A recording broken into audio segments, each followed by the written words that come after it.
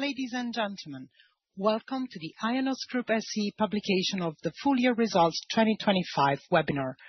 I am Moira, the Chorus Call operator. I would like to remind you that all participants will be in listen-only mode and the conference has been recorded.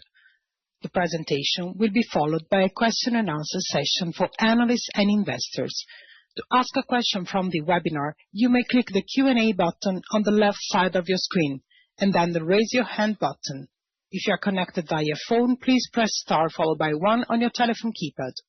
For operator assistance, please press the Operator Assistance button on the bottom left side of your screen or star 0 on your telephone. At this time, it's my pleasure to hand over to Stefan Gramkow. Please go ahead. Good morning, everyone, and welcome to the IONOS Analyst Investor Call for FY 2025. Thank you for taking the time today to join us. My name is Stefan Gramkow, and I'm responsible for investor relations at IONOS. Let's have a look at today's agenda. Achim Weiss, CEO of IONOS, will provide an update on the overall business and important strategic topics. Patrick Heider, CFO of IONOS, will then take you through the financial details of 2025 and Q4 in particular.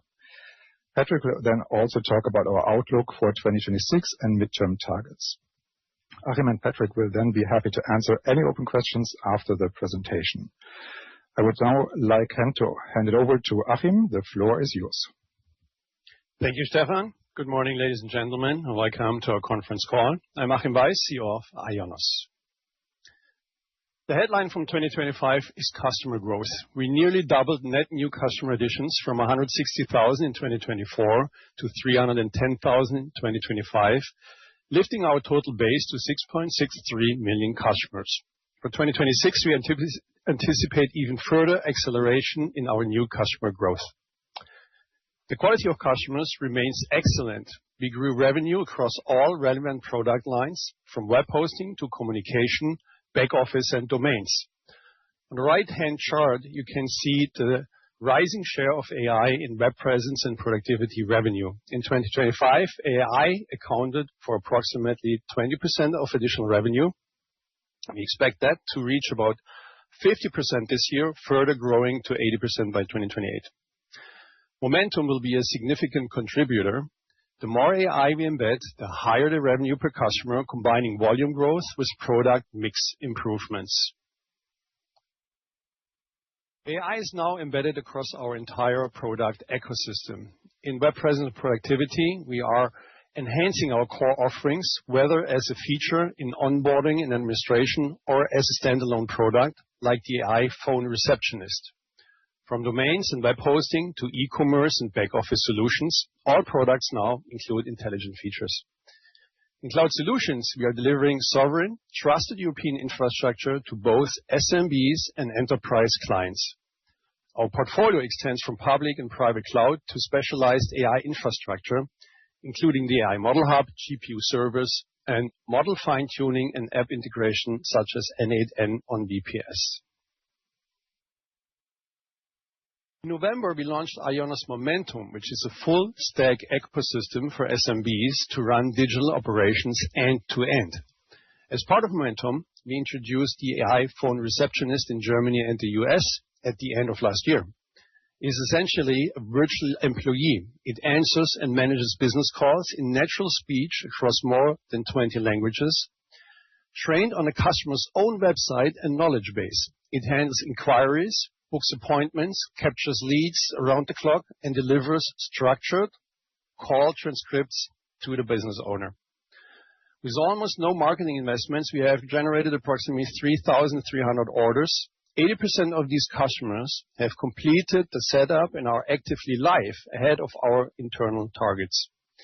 In the early experience survey, 50% of respondents rated their satisfaction at an average of 4.5 out of 5.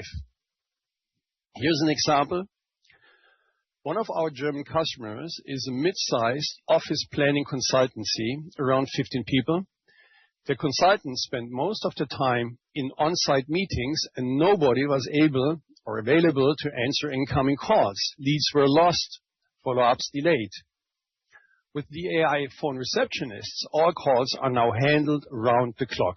The AI captures the caller's intent, schedules appointments where needed, and sends structured summaries by email. The team focuses on their core work and follows up efficiently. We see similar adoption in consulting and IT, shops and stores, and building services, segments where phone availability is business critical, but often conflicts with the actual work. Across our early user base, customers report easy onboarding, 24/7 reachability, and time savings of up to 10 hours per week on average. They particularly value the natural professional quality of the conversations and the structured call summaries that make every interaction immediately actionable. These are early results from a newly introduced product with very limited marketing. The adoption curve and feedback confirm we are solving real problems. The AI Phone Receptionist is the first product within a broader vision. IONOS Momentum is a fully integrated modular ecosystem. Each product connects to the next. At the front sits the AI front desk, the first point of contact between an SMB and its customers. It handles inbound communication across voice, chat, email, and messaging apps. It manages appointments, prioritizes requests, and it generates data and feeds it into the rest of the system. The data flows into the smart AI CRM, which captures and classifies leads, stores interaction history, analyzes intent and sentiment, and suggests next best actions. The AI Presence Suite turns customer knowledge outward, automating content creation, managing online presence, and handling marketing, reputation, including legal and security matters. The Sovereign AI chatbot rounds out the ecosystem, a fully EU-hosted GDPR-native AI front-end running on sovereign European models. It offers enterprise-grade AI at cost-efficient price points, a credible alternative to ChatGPT or Gemini, with the data sovereignty our customers require. What ties everything together is the AI Knowledge Hub. At the base, a shared intelligence layer combining company data from the website, customer documents, and interaction data enriched over time. Each product feeds the other. The more a customer uses Momentum, the more the system learns. This creates a platform embedded in daily operations, driving retention, expanding revenue per customer, and building switching costs over time. So what does the roadmap look like? Following the iPhone Receptionist launch, we are rolling it out across additional countries and brands where we already have a customer base. The incremental investment is low. In parallel, we are expanding the feature set. Key additions include the AI Knowledge Hub, further integrations, dedicated workflows with multiple agents, and multi-channel capabilities covering voice, email, and chat. The website remains the single most important digital asset an SMB owns. Their own channel, their brand, their customer interface.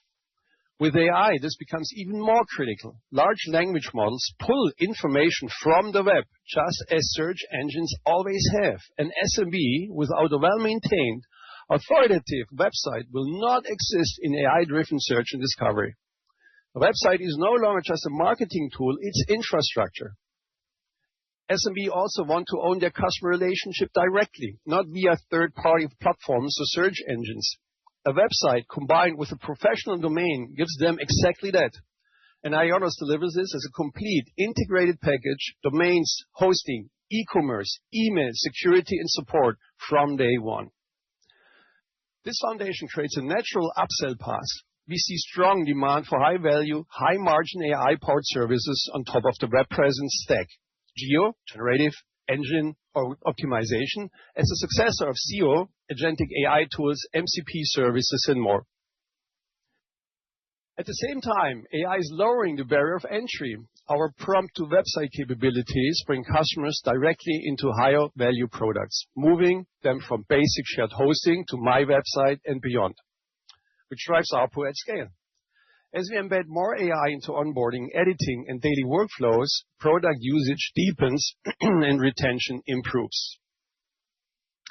IONOS sits at the intersection of necessity and opportunity. Websites are becoming more strategic for SMBs, and AI drives enhanced revenue opportunities on top. Let me address AI-powered website creation directly. Vibe coding. Generating a website, an app, or digital presence by describing what you want in plain language is a real and accelerating trend. We are fully embracing it. Distinction is this: standalone AI builders generate a website. Our customers get that, plus a domain, hosting, e-commerce, email, security, and personal support, all connected from day one. This drives higher attach rates and higher ARPU from the first interaction. For my website, we launched Vibe onboarding in February. A customer describes their business in natural language, and our AI generates a complete, ready-to-use website connected to their domain and email, styled, structured, and live. In Q2, we will add further prompt-to-editor capabilities so customers can continue refining their site through conversation. For WordPress, we have taken a slightly different approach. Our WordPress customers tend to be more sophisticated, operating larger digital presences. Our WordPress AI assistant combines the extensibility of the world's leading CMS with AI-powered content generation, enhancing design controls and integrated site management. It makes WordPress more accessible and more powerful. To shift toward AI-powered website creation, accelerating our business. We embed these capabilities into our platform and capture the value of everything that follows. We are building IONOS into an AI-first business on two dimensions. You have seen the external side, AI embedded across our products and deeply integrated in how our customers operate. But there's also an internal dimension. We are using AI to drive operational efficiency, automating workflows, reducing overhead, and making our teams more effective.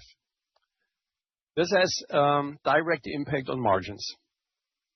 Our core customers, solo entrepreneurs and SMBs, representing over 90% of our revenue, want AI that is simple, affordable, and delivers tangible results without a technical team. We are not selling AI for its own sake. We are selling outcomes, more customers, lower costs, faster operations. And we have a structural advantage that is hard to replicate: proprietary European cloud infrastructure with GDPR native guarantees built on a decade of trust. AI strengthens our competitive position, expands the addressable market, and drives higher ARPU. The European cloud market is forecasted to grow at a CAGR of roughly 15% in the coming years, driven by SaaS adoption, hybrid cloud solutions, AI integration, and increasing demand for digital sovereign infrastructure. Our aim is to accelerate revenue growth, particularly in SME, mid-market, and public sector. We are expanding our product portfolio with GPU service and enhanced private cloud features. We are also growing our partner network, adding new partners, and leveraging existing global relationships. Now, our contract with ITC Bund completed a successful ramp-up phase in 2025 and is now in continuous operation, confirming our capability to deliver sovereign cloud at the highest governmental levels. So at this point, I would like to hand over to Patrick to walk you through our financials before we open for Q&A.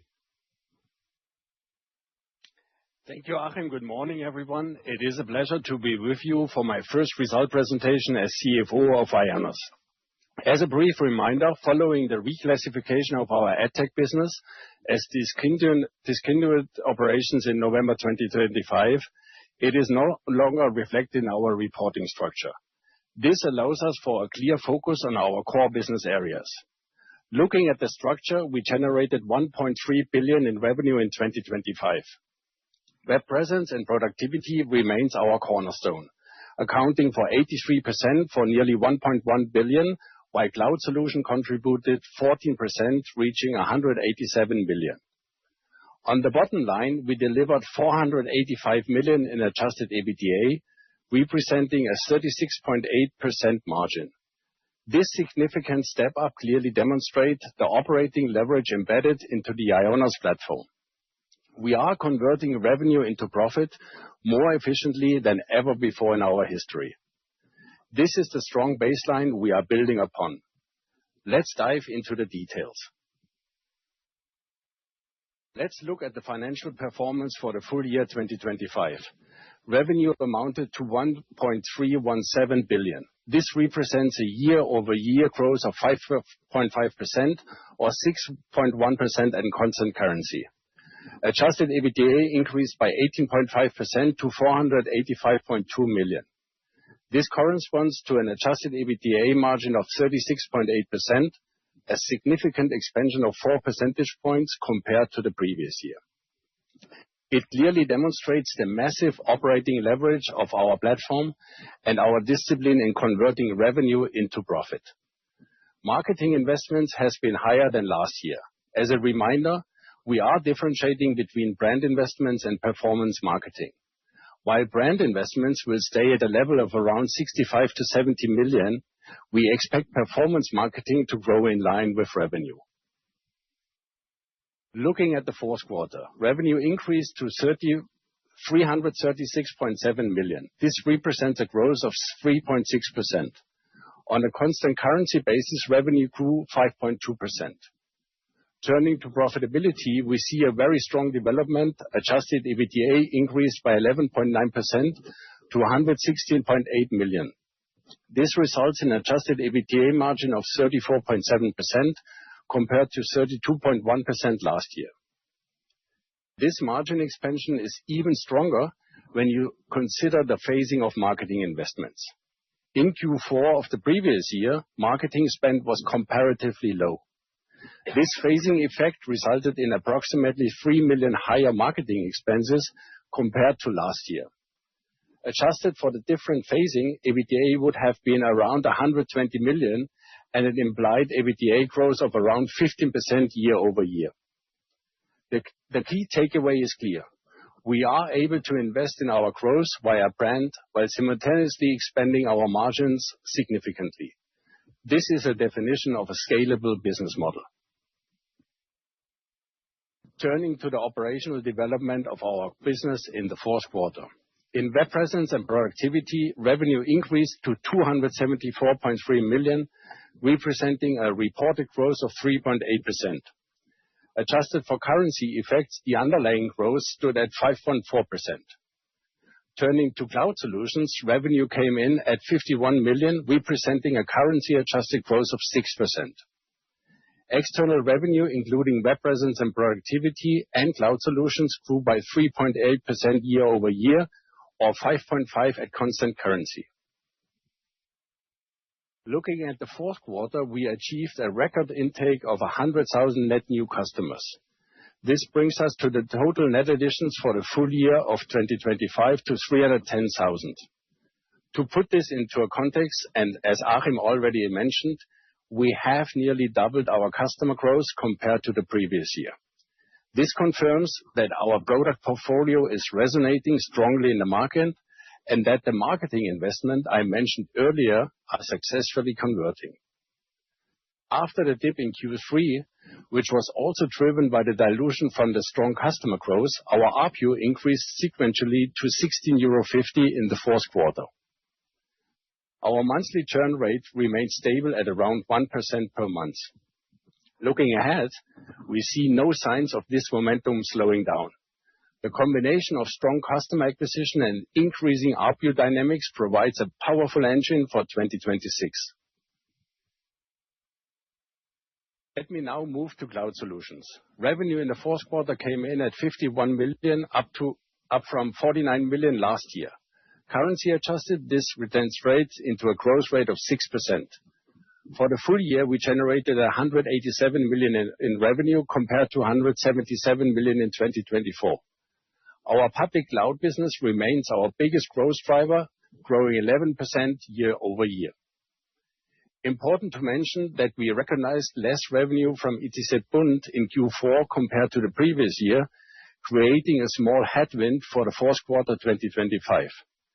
As Achim already pointed out, the project is on track, and we expect to see higher revenue contributions throughout the year. Turning into our capital expenditure. The figures for 2025 demonstrate the high efficiency of our well-invested platform. Total CapEx for the full year came in at 65.2 million. This corresponds to a CapEx ratio of 5% of revenue compared to 6.2% in the previous year. Breaking it down, maintenance CapEx accounted for the majority of around 49.8 million or 3.8% of the revenue. This level remains low and predictable, confirming that our core infrastructure is robust and does not require heavy sustaining investments. Gross CapEx stood at around 15.4 million or 1.2% of revenue. As you would expect, the vast majority of this gross investment was directed towards our cloud solution segment to support the public cloud expansions and sovereign offerings. We are investing exactly where the future value lies. Looking ahead to 2026, we expect total CapEx to be in a range of 75 to 85 million, which would bring us back to a ratio of approximately 6% of revenue. This remains a very healthy level that supports innovation and growth without compromising our strong cash generation. Let's walk through our cash flow bridge on the next page. This slide demonstrates the cash generative power of our business model. We start with our adjusted EBITDA from continuing operations of 485 million. From this base, we deduct 21 million in adjustments, primarily related to long-term incentive programs and the billing carve-out. Now we need to add back the EBITDA contribution from the AdTech business, which amounts 31 million. Even so, it is classified as discontinued for reporting purposes, it is generating cash flow in our accounts. Moving to the outflows. CapEx was 65 million and taxes accounted for 81 million, reflecting higher earnings. Working capital was still slightly negative, but improved from the previous quarter. In the longer run, working capital should be neutral. This results in a free cash flow before leasing of 327 million. After deducting 90 million for lease payments, our free cash flow after leases stands at 308 million, compared to 296 in 2024. Finally, we paid 49 million in interest, a decrease compared to the previous year, thanks to our deleveraging efforts. And most importantly, we also returned capital to our shareholders, executing share buybacks totaling 57 million throughout the year. One metric worth highlighting. For EBITDA to cash conversion is well above 80%, underpinning the strong cash generation for our businesses. The strong free cash flow generation translates directly into rapid deleveraging. At the end of 2025, net debt stood at 697 million euro. This figure includes only external bank debt, as shareholder loan from United Internet was fully repaid in 2025. The weighted average annual interest rate has improved accordingly to 4.7%. While AdTech itself did not carry significant financial liability, its EBITDA is included in the leverage calculation. Including AdTech EBITDA, our leverage ratio stands at 1.3 times net debt to adjusted EBITDA. Excluding AdTech, reflecting the future structure of the business, the leverage ratio is 1.4 times at the end of the year. This improved debt profile, combined with the elimination of refinancing risks throughout fixed interest debt, continue to support our financial stability and provides us with flexibility for the future. Let me now turn to our outlook. At the top line, we are guiding for revenue growth of approximately 7% on a constant currency basis, an acceleration from the 6.1% we delivered in 2025. Within that, Web Presence and Productivity is expected to grow at 7 to 8%. Reflecting the continuing momentum in customer additions, cross-selling and upselling, prices increasing resulting in successful ARPU expansion. Cloud Solution is expected to accelerate to approximately 10%. Our public cloud business is the primary driver here, and we are increasingly confident in the growth path as the ITZBund contracts moves into full operations. We expect intercompany revenues in approximately 30 to 40 million in 2026. So the underlying external revenue growth is actually slightly stronger than the headline figure suggests, growing at approximately 8%. On profitability, we are guiding for an adjusted EBITDA of 530 million, leading to 37 to 38% EBITDA margin, a further step from the 36.8 we have delivered in 2025. This continued margin expansion reflects two things: the natural operating leverage of the platform as revenue scales, and our disciplined approach to cost management. We are investing in growth via strong marketing conversion, AI product development, and cloud business expansion, while expanding margins. The bottom right chart is worth a moment of attention. It shows the expected quarterly phasing of revenue growth throughout 2026, with revenue growth accelerating throughout the year, as the ramp of customer additions from 2025 is feeding through into revenue over the course of the year.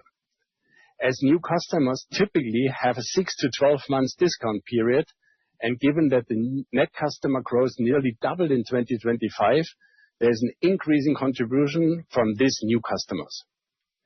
Important to keep in mind that this will result in revenue growth accelerating throughout the year, which is consistent with what we have already communicated.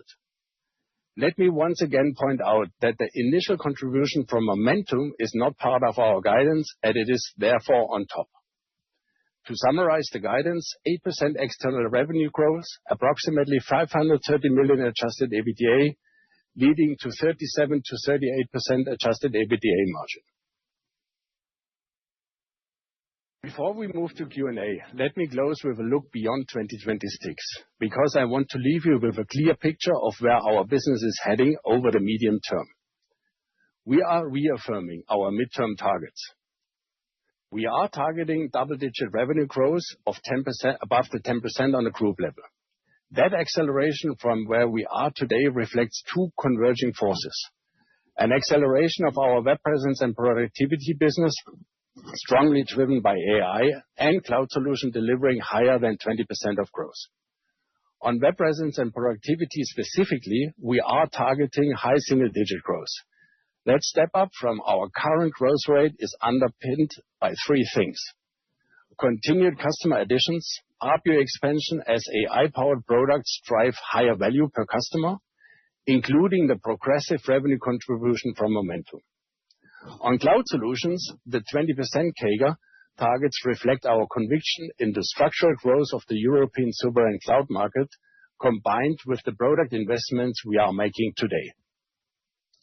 On profitability, we are targeting an adjusted EBITDA margin of 40% at the midterm, a further step up from the 37% to 38% we are guiding in 2026.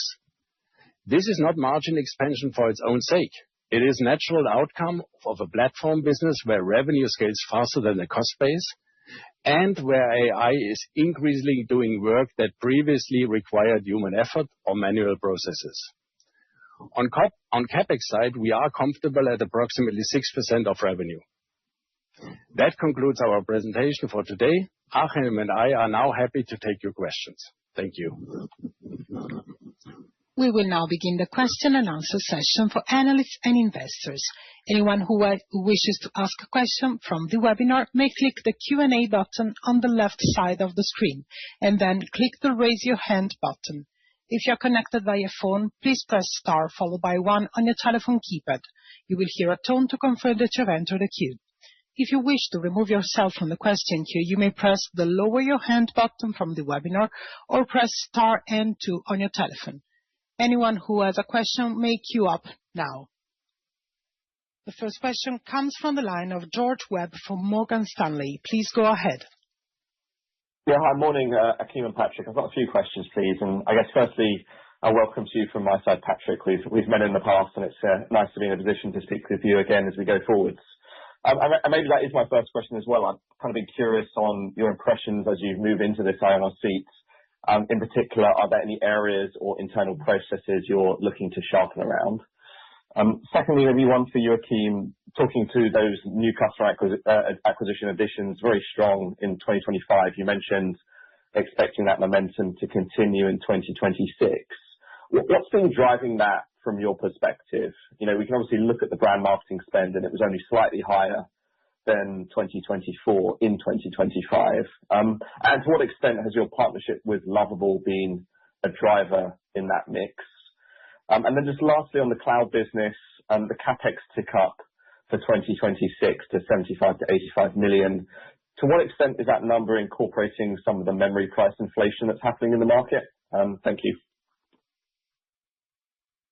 So I might start with the question. So first of all, thank you. It's also a pleasure to work with you in the future again together. As I came in as a CFO last December, I do see obviously a high potential business being together with an AI winner, but internal processes also became large. So what the midterm guidance of 40% already is translating that there is huge potential also from an internal perspective to bring AI into the business. That's what I saw as well. And those are areas, obviously, me as a CFO working by heart on that. So those are the areas driving the margin expansion, but same time reallocation of business to drive more revenue, because I do believe that IONOS needs to push on revenue. And I have a certain formula, as you might know from my past, that you need to drive EBITDA growth is bigger than revenue growth, but own revenue growth needs to be bigger than market growth. And this is what I, together with Achim, obviously driving from my co-pilot seat. Thank you very much, and then hand over to Achim. Yeah, your question about customer inflow. I mean, you had a strong. Why do we grow even faster this year than last year? It's the AI momentum. One side, more products and all the AI-driven enhancements we have in existing products. We have the brand, which is paying out more and more over the years now. We started brand investment, I think, in 2023, and we always said this is a long-term endeavor, and the results will not come in the first year. But now we're not in the first year anymore, so the results are coming in. So brand is getting stronger, and brand is now really paying off in additional customer flowing in. And then we have the not random, but a lot of different improvements on over. So daily business, improving a business, you're taking down the churn rate, improving existing customer base, features, and so on and so forth. So the combination of that is driving more and more customers towards us. And then, of course, the product fit, the momentum, like we tried to explain, is a real business fit, is really solving needs of our customers. And so that is a big driver. And then you asked about Lovable. We don't have a direct partnership with Lovable. We do some of their domain registrations through a different partner, though. But so it's not like we are building, we're using their website builder or anything like that. We have our own product lines for this. Is that helpful? And just maybe on the last one, on the CapEx side, the price increases in hardware are already integrated that in our perspective of the guidance. So we are already working on mitigation on different things, and we are already considered within the guidance. That's great. And maybe, Achim, if I could just come back on the kind of AI agent topic. Could you talk a little bit about how, you talked about very high scores in terms of early customer feedback. Are customers, is the average SMB understanding the AI receptionist out of the box, or is there a certain way you're having to market it to help them understand what it's offering and how they implement it in their business? Yeah, well, I mean, you have everything from to, right? So, and a lot of customers directly understand it because it's integrated well. It's very easy to set up and use, and it's taking the data from your website. You don't have to really do much for this part. If you want to have a deeper integration, we help you. We have teams in our support that really do the onboarding, help you, sit down with you, configure maybe the prompt or something to make it more specialized on your specific needs. So we have a vast wire, we have a broad selection. And as I said, this is a very early entry now, very successful already. And we now, of course, like we do all the products, we keep on improving that, learning from customer responses and so forth, and so on and so forth. But it's extremely encouraging, and it's really nice to see that we really solve a new class of help to solve a new class of problems which we never tackled in the past, which was not possible. It kind of virtual employees, and the receptionist is just the first one. And so that's why we are so confident and why I'm so happy to see these new technologies coming along. And in a combination with the web page and all the other data. So we are a hosting company. That does not mean we only host domains and the web page. Many customers have a lot of additional data on their hosting platform, in applications. Many customers use PHP on the server side. You only need that if you have additional stuff, additional services, and that's coupled with data in most cases. And so we have all We have a lot of information already to make these AI things work much better than any standalone application out there. We have the email communication and so on. So moving that all together, really we can build employees, virtual employees, which are a fraction of the cost of a real employee. They are there 24/7. They speak all the languages. They never be sick. They can scale anytime. And so this is the, that's why we're so excited about this. Yeah, that's great. Thank you. Good luck for the rest of the year. Thank you. Thank you. Next question comes from the line of Dhruva Shah from UBS. Please go ahead. Morning. Thanks very much for taking the questions, and nice to meet virtually, Patrick. I have three, if that's okay. First is on capital allocation. So with leverage now close to being less than 1 times, how do you think about capital allocation? What would you say is your target leverage range, and what are your priorities? Historically, the company have talked about M&A in the European WP&P space being a priority. If that's still the case, are you seeing any opportunities here? If not, would you consider shareholder returns? And within that, do you have a preference for dividends or buybacks, and any indication of potential timing there? Second question is on WP&P. And so the customer equation looks very promising. But then if I look at ARPUs, yes, there's a pickup quarter on quarter. But if I look year on year, ARPUs are actually declining. So can you talk through some of the impacts?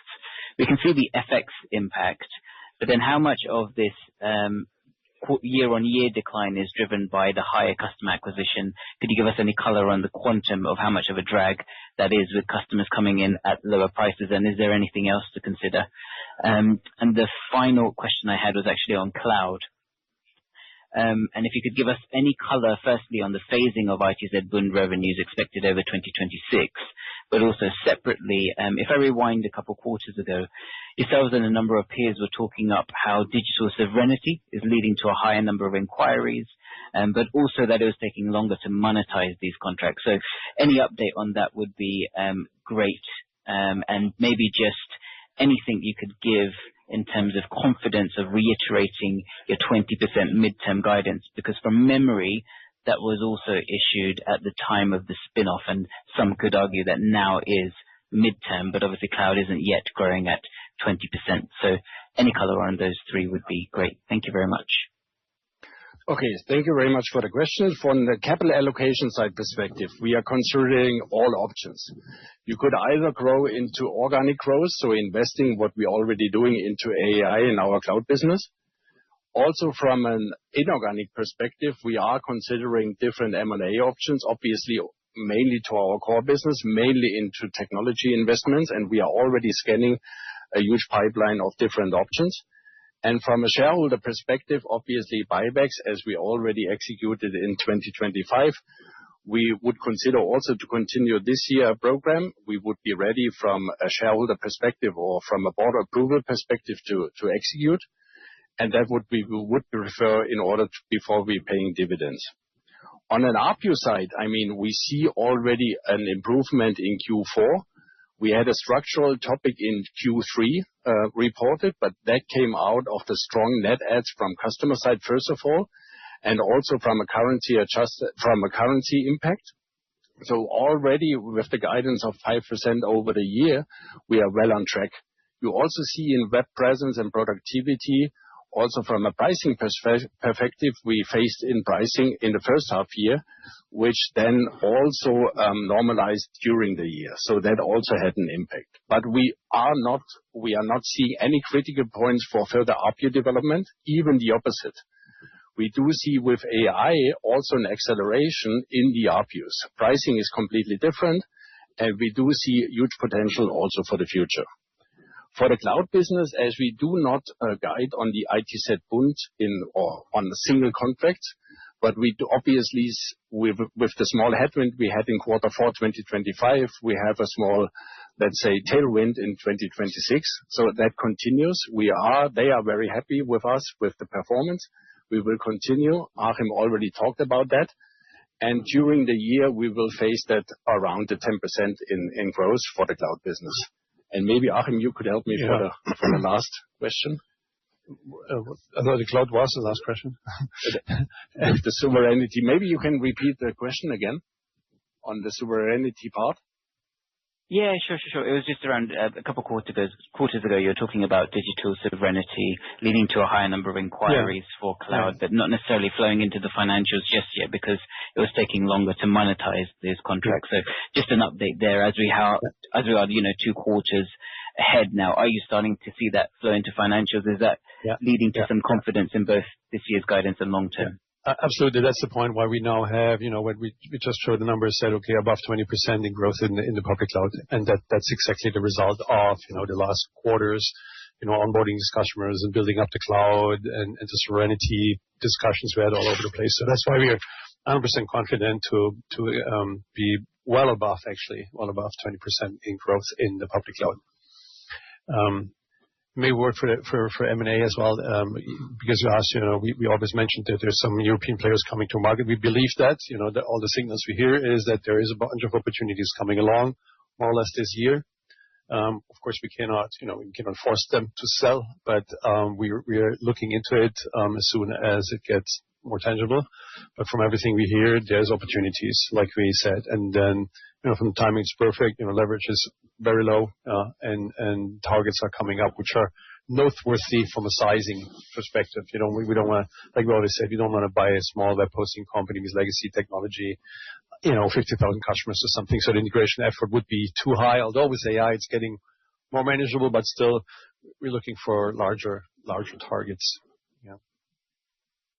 And the ARPU, really, maybe one last sentence, is if you look at the webpage, the AI-based products, the receptionist has a very different price point and does not have 12 months free. In the web hosting industry, it was becoming common that you had a 6 to 12 months, very low price points, but this is not happening in the AI space. And so we see there's maybe 1 or maybe 2 months of, a reduced price or onboarding phase or something, but not the 12 months we're used to from web hosting and domains and everything. And the price points are much higher. So you can really see it on the web page. So you can expect the ARPU growing stronger. Since that customer base is increasing, more and more new customers, like we showed also 50% already taking some form of AI, and with the whole momentum coming along, that share will increase. Thank you both. That's very, very helpful. Great. Thank you. The next question comes from the line of Sarah Roberts from Barclays. Please go ahead. Hi, good morning. Thank you for taking my questions. 3 from me, if that's okay. So firstly, just on the entry partnership, I think before you mentioned that customers are coming in with a domain via entry that you own, but you spoke before about opportunities to cross and upsell these customers coming in, which could be accretive over time. Just wanted to see, appreciate it's early days, but of those customers that are coming in through that partnership, are you seeing any opportunity to upsell other IONOS products?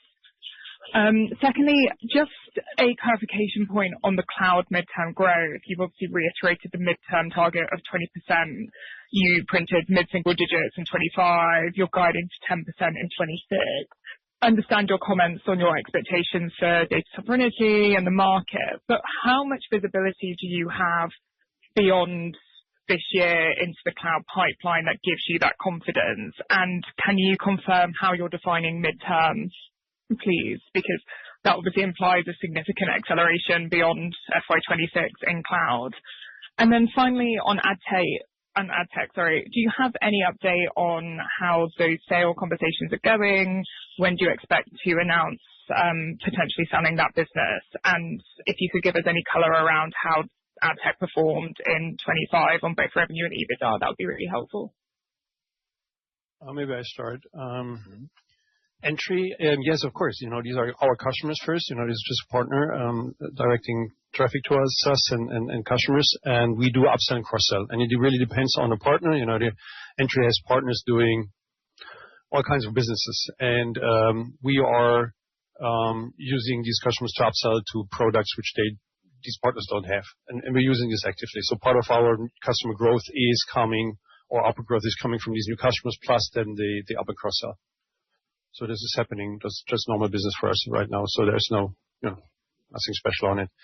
And for the cloud confidence, we're absolutely confident because firstly, the digitalization discussion the sovereignty discussion will not go away anytime soon.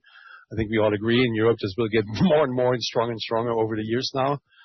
With all happening in geopolitics, there's no sign whatsoever that this discussion or this demand will decrease anytime soon. So, the product is there, expanding the product lines, adding features, new data centers, or expanding the data centers we have, co-locations with the demand, getting GPU services, all these kind of things which are on demand into the cloud, and we see customer base is strong and growing by itself. More data coming in, so all the customers basically grow in themselves, and new customer pipeline is nice, and we get lots of opportunity in. So I'm absolutely confident the 20+% is going to keep or is going to stay, and I predict even to accelerate this, over time. And then maybe you want to take the third one. For the EdTech business, I can confirm that we are in deep discussions with potential buyers of the business, and you might expect in Q2 a message from us on that one, that we are going to inform you about that one. Second, what you asked for the performance in 2025, as already indicated, there was an EBITDA contribution of 31 million over the year. Obviously, there was a change in business model in Q3. This is exactly why we announced IFRS 5 and put it onto discontinued operations. And obviously, this from a performance revenue, we contributed 25 million in Q4. And this is the actual situation we are, and this is the overall performance. And we were going to inform you then in Q2, most probably. Got it. Thanks very much. The next question comes from the line of Ines Mao from BNP Paribas. Please go ahead. Hi, good morning. Thank you for this. Congrats for the strong print. I just have 3 questions, actually. So the first one is about AI monetization. Can you elaborate on how the new agents will be priced and packaged, notably for existing customers? Shall we expect a usage-based model or kind of a hybrid model, particularly for agents that might have to run continuously? The second question is about Sovereign Cloud. So it kind of makes sense that there's an uptick in inquiries, but it's potentially going to impact private cloud, hence the demand for dedicated servers. So from a CapEx or infrastructure level, wouldn't IONOS have to increase CapEx for those dedicated servers? And my last question is only from a product perspective. One of your slides cites N8N, so partnership for in the cloud business. Can you talk us more about what it entails exactly? Thank you very much. Okay, I'm not sure if I understood everything correctly, because we had a little, the sound quality was not so good. So I think the first question was about AI pricing, well, I think that's just, look at the web page we have right now, but we're doing a lot of A/B testing. So if you hit the web page 5 times, you might get 3 different offers. And that's our normal business. We're trying to find, or we're finding out what's the elasticity on the market, what price points are people willing to pay. The whole product improves and so on. So this is, our daily business, optimizing price points, price versus sales and so on. But what's pretty clear is it's way more expensive in the end. The offer is much higher than on a web page, because web page is essential for a company. But the prices are, it's not like, super, how I say, it's just a commodity, not a commodity in these days, but everybody can have a web page very easily somewhere. And AI is very different, because that's very, much more technology, and especially it has a much higher value for the customer, perceived at least, in sense of I can save 10 hours. You cannot go without the web page, because that will, if you have a shop or whatever, that will completely ruin your revenue. But for perception from customers is, I can save 10 hours. How much do I pay for 10 hours usually? And if that AI costs only 29 euros, this is such a bargain. So that the price elasticity is so much higher. And now it's our job, like always, to find out what's the sweet spot between, take-up rates and price points. So there's a constant optimization now, and the products get better and better, so we can charge more. So this will be, there will be no fixed price for now. This is in flux right now to understand market and demand and curves and stuff. But the second question, you had the CapEx and dedicated service. I'm not quite sure what exact question was. I was just wondering, how does sovereign cloud translate from an infrastructure perspective? Because to me, it means dedicated servers. So naturally, IONOS would have to increase CapEx to this, or can you extend more on what does that entail from an infra perspective? Yeah, the sovereign cloud, is really the dedicated service is one product offering. We call it BMC in the meantime. It's bare metal cloud. The old stuff is the dedicated, which is really a bare metal, is really a server without more or less nothing.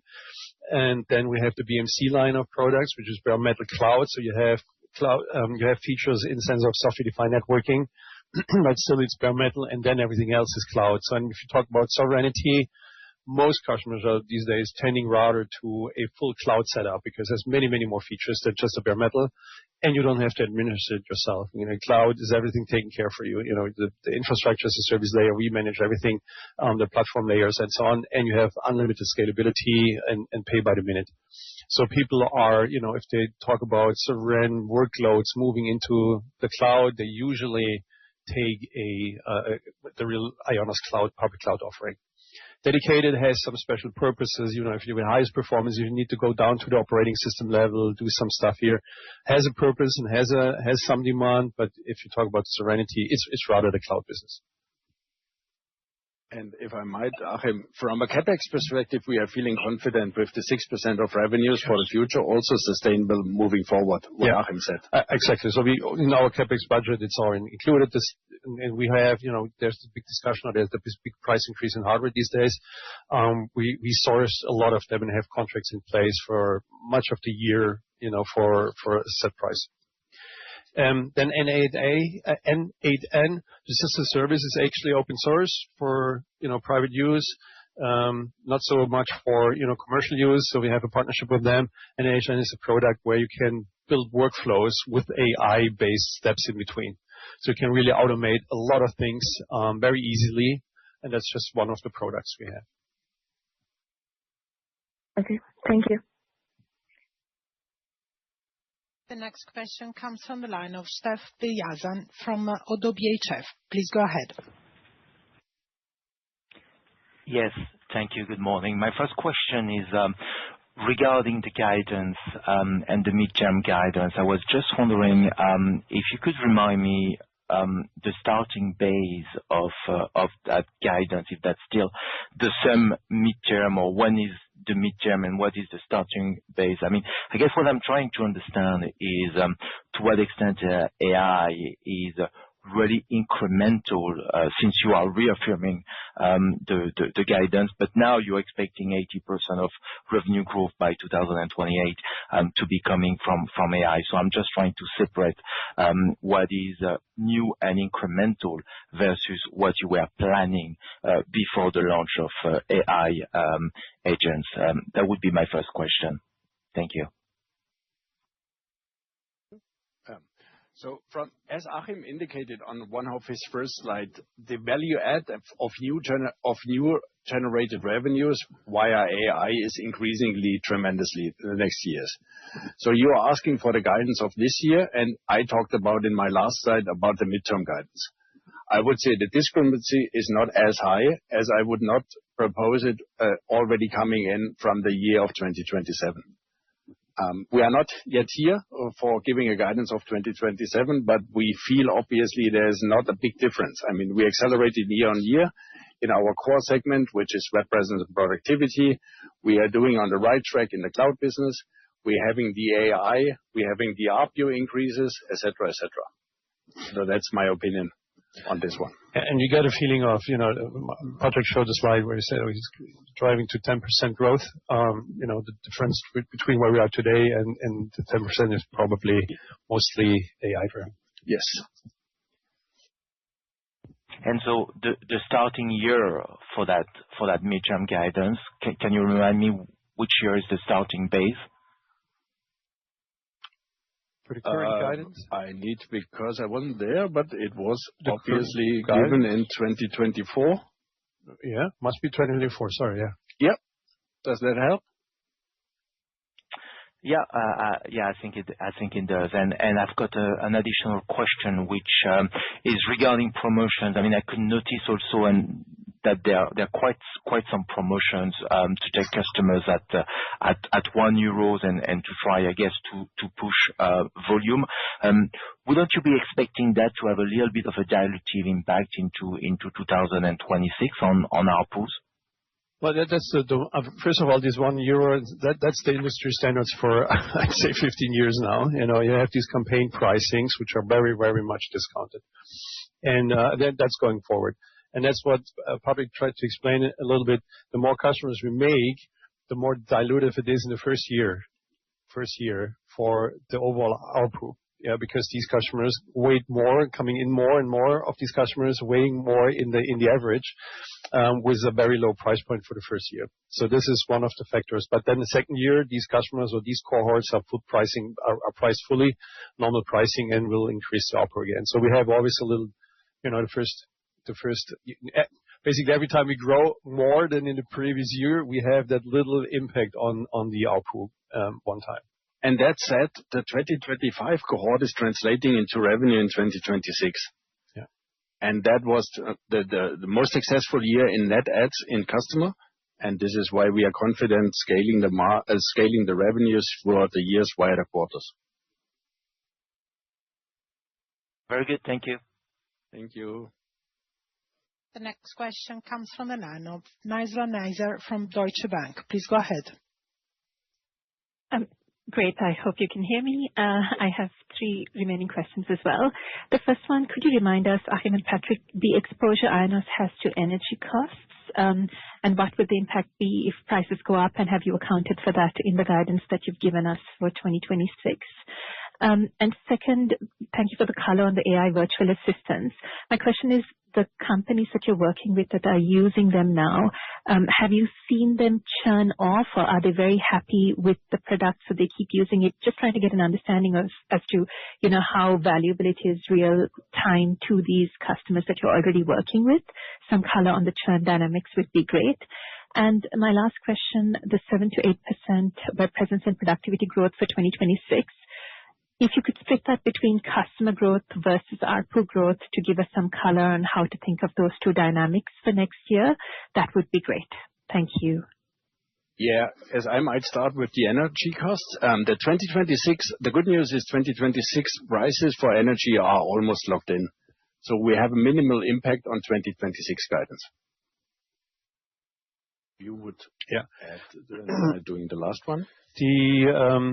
The phone assistant or the AI agent part of the momentum, the first the batch of customers we have, there's basically not much churn so far because first it's pretty new, and we said 80% are activating the product already. There's a very high activation rate in the first weeks already.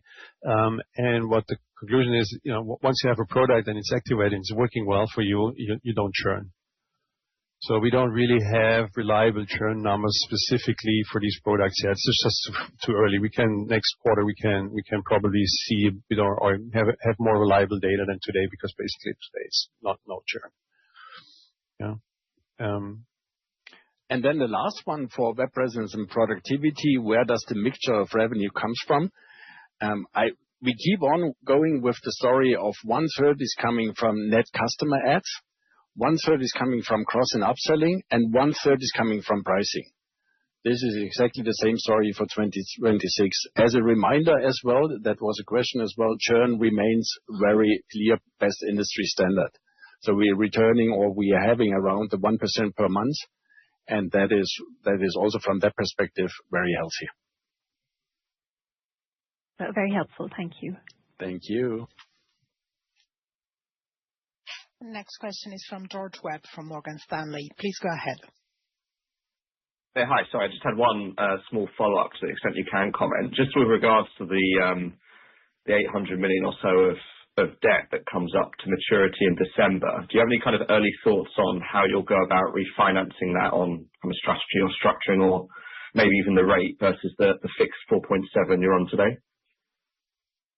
Yes, of course, we have early thoughts, but we can't communicate yet. But we will do that in time, most probably to half year. And you're absolutely right. There needs to be a message because it ends in December, but not yet. Very clear. Thank you. Thank you.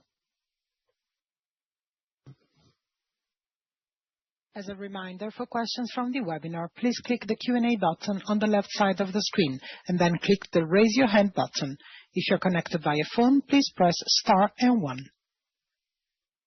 We have a follow-up question from Dhruva Shah from UBS. Please go ahead. Thanks very much. Just, a technical follow-up on the reported to adjusted EBITDA bridge. This in 25, I think you saw another 17 million of costs related to the establishment of IONOS as an independent group. But obviously, we're now 3 years on from being part of the group. So just, wanted to get an update in terms of what that should look like going forward. Should it drop out relatively soon? Thanks very much. Therefore, I think will be significant lower in 2027. But I'm honest here. I need to jump into that detail. I can afterwards inform you about that. Perfect. Thank you. Thank you. We have a follow-up from Steph Beyazian from ODDO BHF. Please go ahead.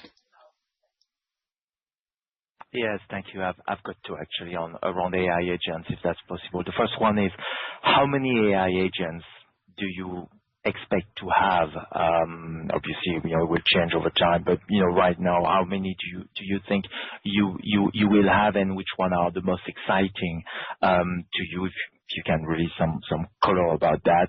And my second question is just regarding the margin. Can you just come back on the economics and what sort of margins are you expecting on those products? I can see that you're more or less billing a call at around €1. And I was just wondering, what is the cost attached to that? Thank you. So about a product roadmap, out of my head, how many agents are we going to have? I mean, of course, it depends on the time scale we're looking at. If you think about this year, we have a bunch of different product lines and agents specified. Out of my head, I'd say probably in the agents has a big definition as well. It could be some small helping agent in some of the product lines, all the way to a full blown, like the receptionist, which does a lot of things and has a lot of additional features on it. And I'd say maybe 10 on a rough calculation or rough out of my head, across all the product lines in this definition, being like real standalone agents. And like we said, the momentum is an ecosystem in the end. You have the base with all the knowledges in there and the knowledge agents. Is that the separate agents or not? So it's a bit hard to do the definition here. But in the end, from the product lines, we had dozens of products over the next 1 to 2 years. We'll add dozens of different features and products, if you want to call them agents or not. Yeah. And from a margin perspective, we obviously have a great contribution coming via increased ARPU and increased top line. There is no specifics on the bottom line on the cost structure. It depends, obviously, if we are working also with partners or having own IP and own development.